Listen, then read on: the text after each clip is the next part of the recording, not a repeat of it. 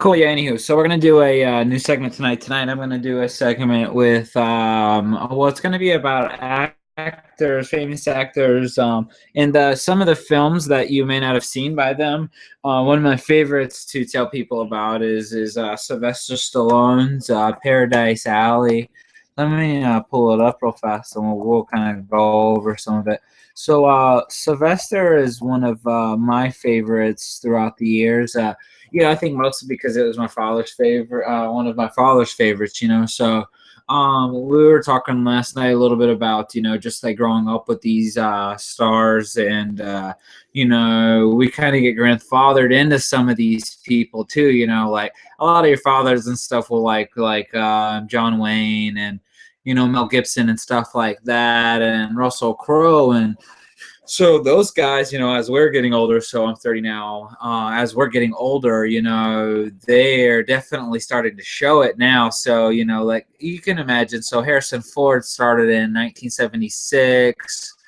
That wasn't his first film, I don't believe. Star Wars was his debut film. It might have been. But anyways, and then, to see him now and stuff. So, I mean, like, it's definitely been like forever, right? So we grow with all of these people just the same. So I was mentioning the same, just with directors and such too.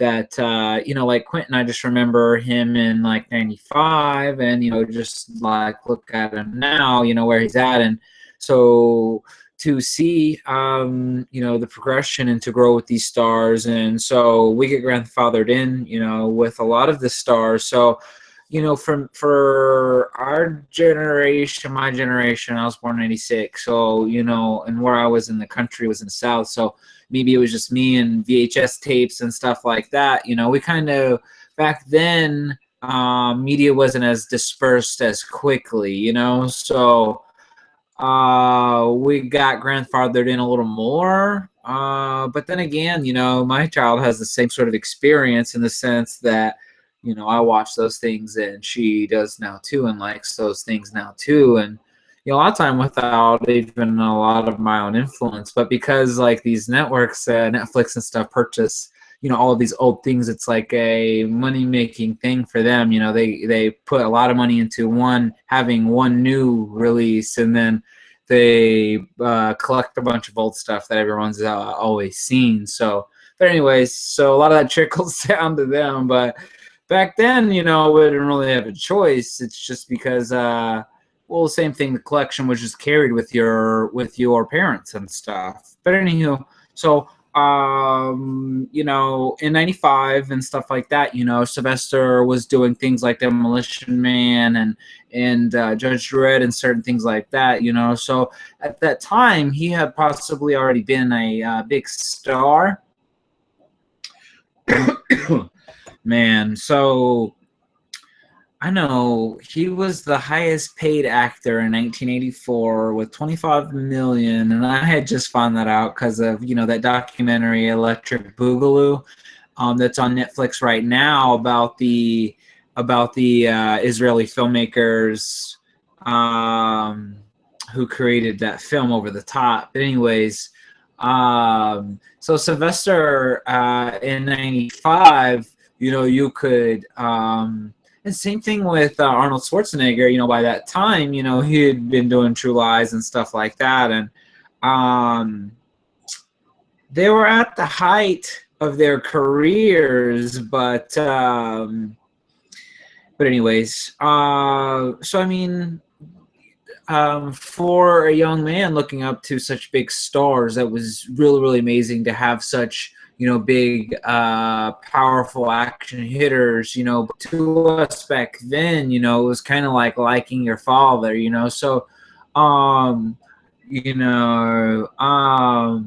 but in the same sense, my father liking Sylvester is kind of like how we like stars who are from us now, right? So, I had this segment yesterday about the redemption, and so some of these stars we're growing up with, like with Emile Hirsch, Ben Foster, and and Taylor Kitsch, you know. So Taylor is a little older. Some of these, and I had found that Dacia Thoris was a little older too. So she was the Silver Fox from X-Men: The Last Stand, the Kue Kuatso fucking story. Anyways, so yeah, that chick was born in 1977. So, and I was just saying, like, with like, because you know I watched Smallville growing up and stuff too. So Tom Welling is like, he was born in 1974, and like, so same thing with Ben Affleck and Matt Damon. They're fucking starting to show it now, you know, like that they're getting older. But you know, that's such a good thing. Like, I just remember for myself, I remember William, let me not misquote him. One of my favorite films is Lost in Space. That was probably, as a child, was one of my greatest times in the theater, and I think it launched in 2001, something like that. But anyways, the father from there. Anyways, let me see. His name is William Hurt, but he's in a bunch of shit. Yeah. William Hurt. I just didn't want to misquote him, but William Hurt was in that, and it's just like, to get two roles like that, you have to be there for a long time doing many different things, you know. So Sylvester had the good fortune of doing just that. Some of his earliest films were some films that you might not have seen.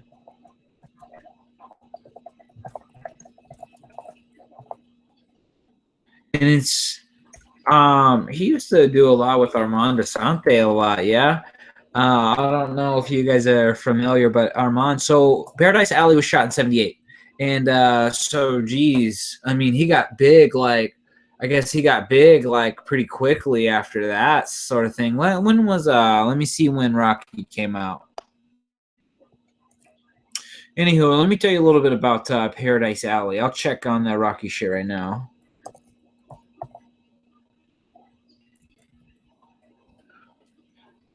So in Paradise Alley, I think it's important that I grab this real quick. Jeez, Rocky was 78. Paradise Alley was his follow-up film to Rocky. Let me see when Rocky 2 is fucking made.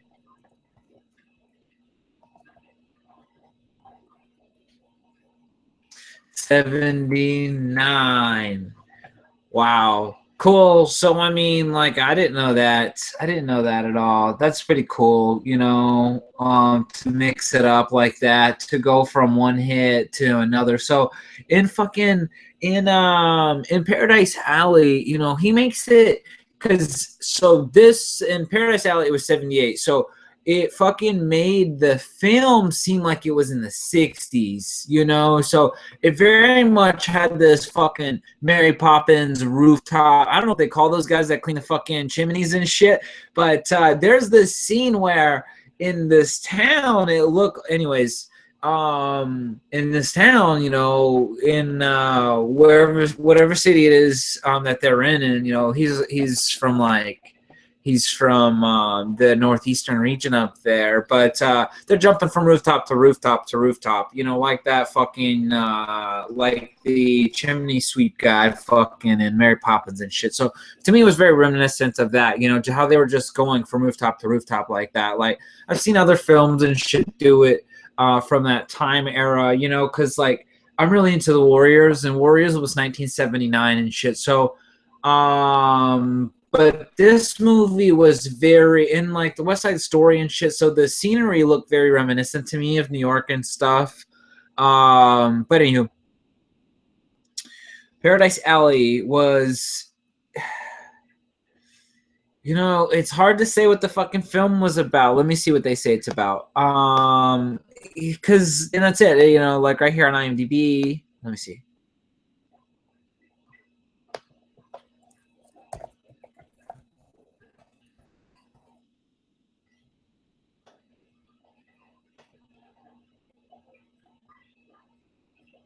So this is an American sports film directed by Sylvester Stallone, and it tells the story of three brothers in Hell's Kitchen, New York City. Cool. So I was right on the money. So and what I was conflicted about is because the Rocky character, I believe, is from Philadelphia. Yeah, and that's not New York City, so the sceneries are quite different. But anyway, in this fucking movie, the Paradise Alley movie, he's very New York. Yeah. So, anyways, it's about three brothers, and Sylvester's not the meathead, right? He's the more tone laid back one. He's like kind of like the fucking he's a fast talking con artist kind of one, and he's got this not very smart brother, but he's fucking huge, and this guy literally makes Sylvester look like a little girl, right? It was kind of like Hulk Hogan standing next to Rocky and fucking it was Rocky 3, yeah, where he did that fucking exhibition match with fucking Hulk Hogan. Anywho, yeah, so this fucking guy, he makes fucking I'll have to see who it is. But he makes, anyways, he's not very smart. And he's very gentle giant, and in this time, and I'm thinking that so I said the 60s, but sometimes it feels like even before then, because the brother's fucking lugging ice. He has a truck and he hauls ice to these people's houses, and he fucking lugs it up the steps and everything. That's why he's supposedly this big and shit. And that's what Sylvester gives him shit about and stuff. But anyways, he's not very smart, so Sylvester handles his arrangements, and he kind of swindles his brother and shit. But anyways, there's this dynamic between the three of them, and the movie's. The movie's not really about them even growing up. You know what I mean? Like, because the idiot brother kind of does a character arc, but it's hard to say Armand and Sylvester do. They at the end of the day, but anywho, it's a really good film. You have to check it out. I've had the good pleasure of seeing Sylvester speak in many behind-the-scenes interviews, to the public, not in person or anything. But he's quite passionate about his product, and to him, film is like a lifestyle. Film is a life, to him, and the way that he talks about it, to see the many different angles that he is versed into, and how he tackles each different one, and he really does wear those hats differently. And to hear him speak, I heard him speak this one time about just like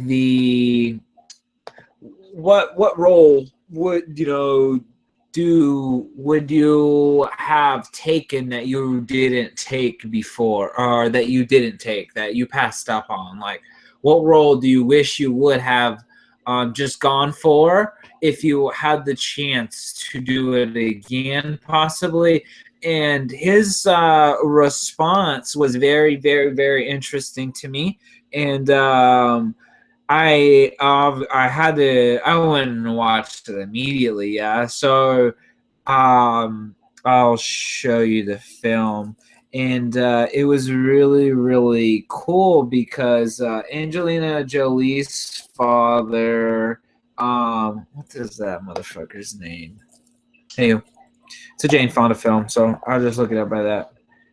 She actually fucking produced it. It was really, really good. But anyways. What is his name? A war film. So the guy ends up being a paraplegic, and let me check it out real quick, yo.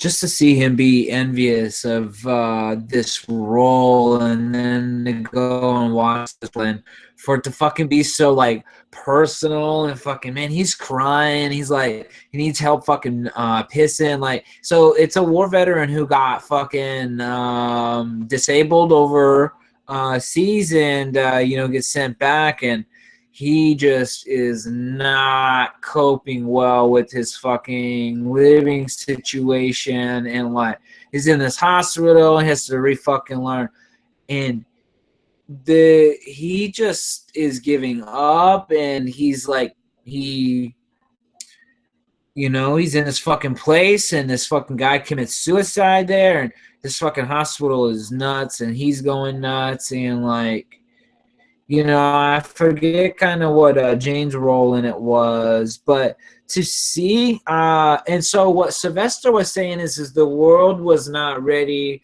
He felt that the world was not ready to see him in that light. Like, but it's such a great experience to, hear him having that conversation, and then to go see the film, and then to imagine him in that role. It's just like, I'm not sure he ever took anything that ballsy, and that's what he was saying is that he wished he had, and that's really, really cool, of him to say. Like, people don't say stuff like that. So I don't know if you watch boxing, but I'm gonna tell you a story. So they let me look it up real quick. The Pacquiao and Bradley fight, the rematch, just like, I think Bradley could have taken Pacquiao, but Pacquiao won, and is deservingly so, but to me it was all about the behavior and mentality of Bradley. I think he had the advantage, but that he lost the mind game. So that is what I mean with Sylvester is to him it was a safe play to keep playing these action roles, which eventually led to fucking Judge Dredd, right? Let's just put it that way. Anywho, and Rocky 5 and that fucking dreadful period that we just all forget about, but that should happen, right? So so to hear him like fucking fess up and say, like, I was playing it safe, and I wish I might have taken riskier roles, and for God, let me figure out who the fuck Angelina Jolie's father is, so we can finally settle this film.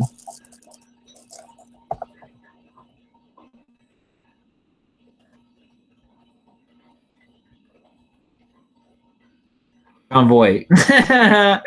Oh God. So I don't know. A lot of you people probably know John Voight in his older years, but John, like Sylvester, so if he was a competing role for Sylvester, so if they were both potentially going to be broadcasted into the same for the same fucking role, they might have possibly been considerable in age, about the same age range, yeah.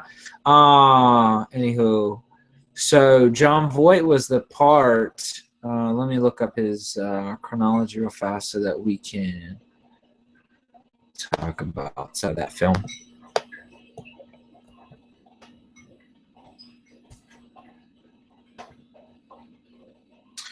John Voight, for most of us, so like I said, I was born in '86, so I'm 30. So John Voight was like in Heat, as the fucking guy that was getting us the information for the hits and shit, bank robberies. And then, other films, like he is in the first Mission Impossible, but he's always fucking old then. Yeah, so in the 90s. Like if he started then in the mid 70s and he was competing in for a role in 78, then that was such a massive time difference. No. My bad. It's such a massive time difference, yeah. So Bear with me just a second. Let me find this film.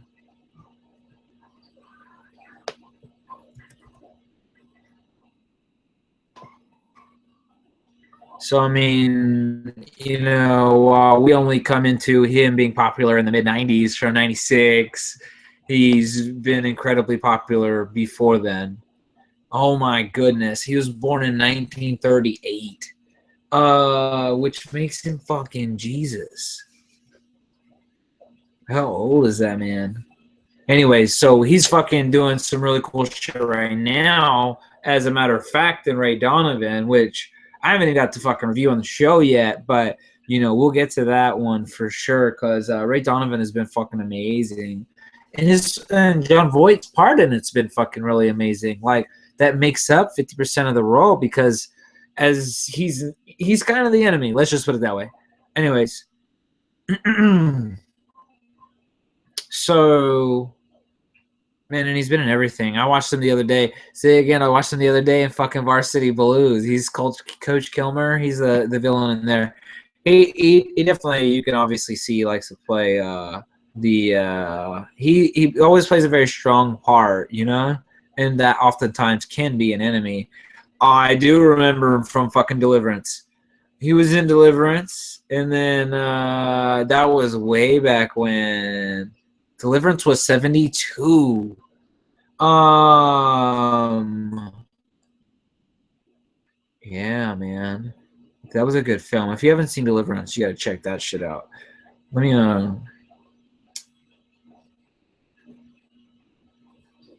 see what fucking film that one was. So if it was 78, Coming Home, and he was Luke Martin, and I'll read that off for you. A woman whose husband is fighting in Vietnam falls in love with another man who suffered a paralyzing combat injury there. Oh yeah. I remember, because their fucking husband is a stooge, and it was real bad that that she was sleeping with another fucking military man behind her husband's back while she was still married. That's just as how it was presented. She felt that way, or what have you. Anywho, so check it out if you haven't seen that film. That Paradise Alley is going to be one of the ones that we were intending to discuss, and so I know we're running late, but we're going to just keep running late. So I wanted to do another one with you too. So I know you haven't seen this one, and I'll pull it up. I'm actually gonna change it up. So soon here, I'm gonna switch up how we broadcast, because on here I can't like show you shit, or I haven't figured that out yet. But anyways, so I want to be able to, and I will be able to in the future. So I'll figure that out to where I can show you things, pictures of things when I'm talking about people and stuff. And then, so I'm actually going to play a video. I was going to play it on my TV and then kind of turn everything around and stuff, but we'll just listen. So another one that you may not have seen is by another actor, Vin Diesel. So he's really popular now with a lot of his films. I was saying to... I was talking about before is that him too with like Arnold. Some of his first parts weren't very didn't have a lot of fucking speaking lines and stuff. Not because of his fucking acting, but just because they were using him as a for his sex appeal and just a brawn type of character. So. There was no need for him to have a whole bunch of speaking parts, I guess. But anywho, so he actually, I don't know if you guys know this, but he actually is a writer, director, producer himself, and one of his earlier projects was one of his own, and I'm gonna pull it up for you.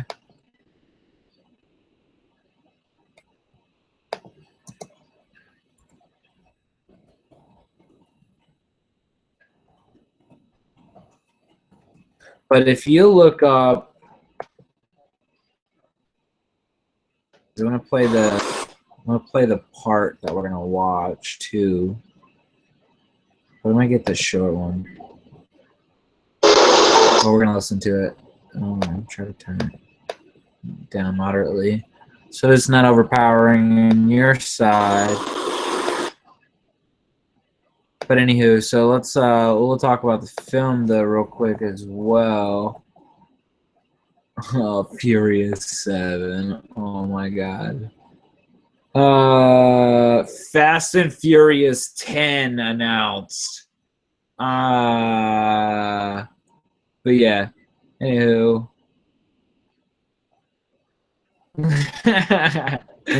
One of his first ones, I think. So this was like, so he has uncredited, and then he has a short, and then he has this one, Strays, and then he went from Strays to Saving Private Ryan, which is like, so we'll get into that as well, because there's another person that you'll know from Saving Private Ryan that I like a lot, and he's definitely, well, he'll be in a lot of films that you don't know. Anywho, so a macho cruiser comes of age, frustrated by the repetitious grind of one-night stands and aimless hustling. Oh my god, he must have wrote this fucking wrote all this shit. Anyways, so he's just like a young fucking a young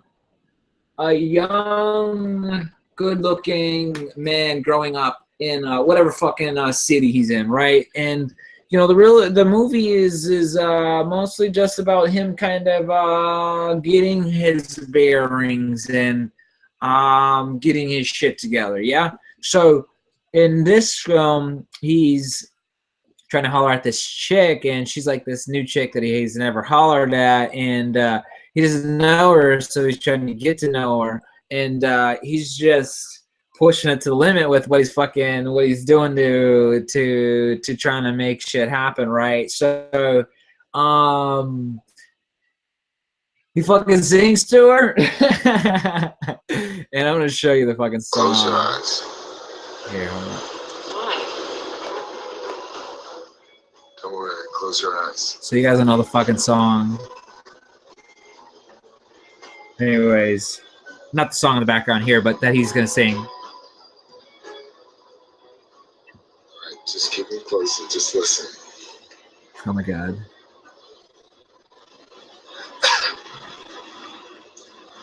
And it was pointed out to me that he sings again in the pacifier. Cuddle, he should be on his medal. Yet I'm torn apart. Just because I'm presuming I could be kind of human if I only had a heart. I'd be tender, I'd be gentle, and awfully sentimental regarding I'd be friends with the sparrows and the boy who shoots the arrows if I... And he's like 150 pounds here or something. Picture me a balcony, above a voice sings low. With a partner, Romeo. I hear a beat, boom, boom. How sweet, just to register emotion, jealousy, devotion, really feel the part. I could stay young and chipper and unlock it with a zipper if I only had a heart. Word. That's Vin singing. He wrote that movie. He directed that movie, and is actually really good. If you haven't seen it, man, he must have shot that shit with fucking man, let's just say let me see if I can get the estimated production budget, because they might have that here. I don't know. It doesn't really look like it. Maybe.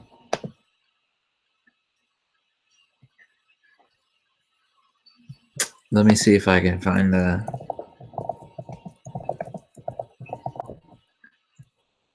Also, and then he went on to do. Jesus Christ, $10,000. I shot a film for 14,000. Damn. Damn. So he shot that one in 97 for $10,000. You got to check that one out. You can definitely fucking tell. Let me see what film festival it won. Sundance. Official selection for dramatic competition, yo. So, and then so that's fun, yeah. And then cool. So check that one out, if you haven't seen that. So he went on to Saving Private Ryan, and in the chronology it says it's his exact next film. So yeah, so this film landed him like a 30-second fucking role, and literally he had 2 speaking lines. Him and this other motherfucker that I watch a lot too. I'll pull it up real fast. He definitely has a film that you guys haven't seen. I'll tell you who he is. His name is Adam Goldstein, but I just want to make sure before I fucking go all official.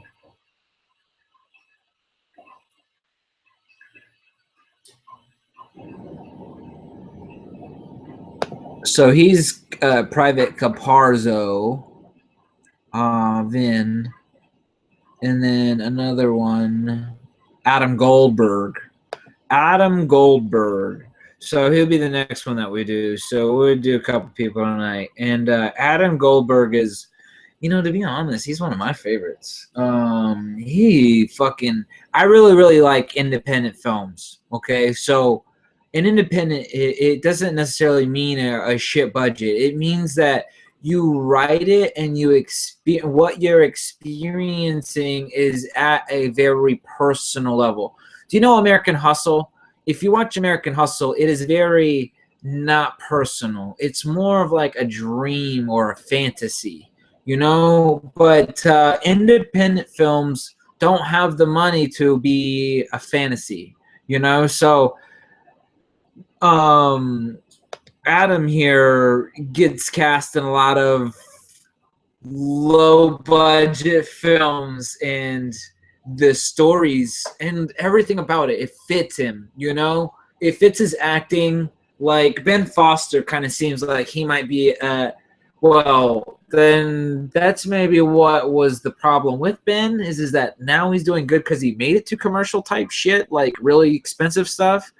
Maybe he can afford to do a character change there, but but anywho, so Adam doesn't though. Adam, that's his thing, several others too, like Mark Wahlberg and stuff, I'll tell you one that you can see of his later too. But so with Adam though, one of my favorites from him that goes unnoticed. Well, it literally is unnoticed. You'll never have heard of this film. It's called Untitled. However, the film was fucking atrocious I think for the first, like, it's probably like a minute. It's probably like an hour and 30-minute film, okay? And it is the most nail-biting, wretched, like, you have to fucking gruel yourself through to get to the end. And then the end is such a huge fucking payoff that it just, like, that entire hour and a half of you grinding your teeth was just like, it makes complete sense. It's called Untitled. It has parentheses around it, but you have to fucking see that film. So go watch Paradise Alley. What was the fucking second one that we did? Go watch Coming Home. That's the role that Sylvester wanted. Paradise Alley is the follow-up film to Rocky. So he shot Rocky, and then a follow-up film was Paradise Alley. It's a really good film. Anywho, check out fucking Untitled, by Adam Goldberg. So we'll go over a few others as well in later episodes. Cool. So until next time.